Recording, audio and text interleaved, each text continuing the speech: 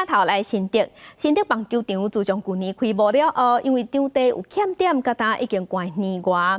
新竹市政府即马讲，打算明年会当改善完成，也毋过后年才会当重新启用。即马就有新竹市议员支持市长高虹安进前讲的是跳票开巴拉票，因为本地市府讲会当伫明年好，毋过即马说爱拖到后年。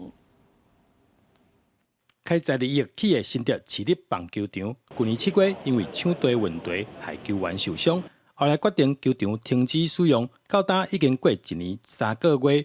今年5月份开学，7月份阁邀请专家来检测。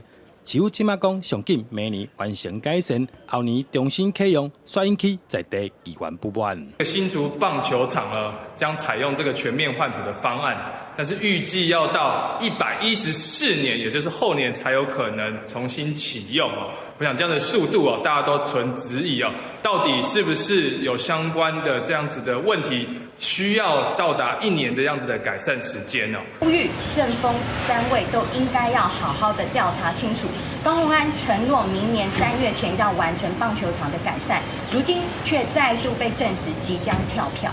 针对棒球场改善进度，市长高虹安表示，球员安全甲公共安全绝对是上重要的代志。检测过程中，发现球场确实有严重的缺点，所以才会影响到完工启用的时间。国内外专家的现场勘查呢，已经证实了球场最深处有65公分的覆土，但是原本的设计只有30公分。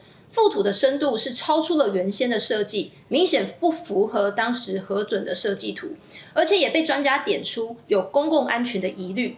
所以市府在多次的会议当中都要求承包的厂商必须重新计算，并且确认结构的安全性。我们绝对不希望再重蹈林志坚前市府的覆辙，为了赶在选举期间开打球赛。市府表示，相关改善工程拢在进行。 也要求厂商提出第三方公证单位的认证资料，来确保球场是安全的，球员在这拍球，袂搁再受伤。记者刘君豪，新竹报道。